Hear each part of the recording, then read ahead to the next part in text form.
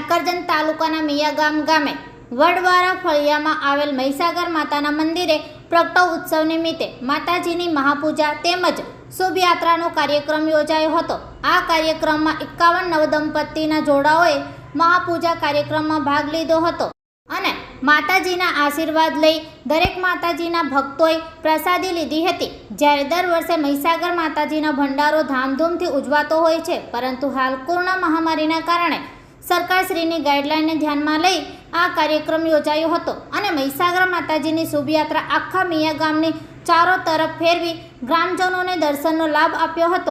આ ઉત્સવમાં ઘણા દૂર દૂરથી માતાજીના ભક્તો પધાર્યા હતા અને દર્શનનો લાભ લીધો હતો। Reporter Mukesh Athora, news 108 Karjan.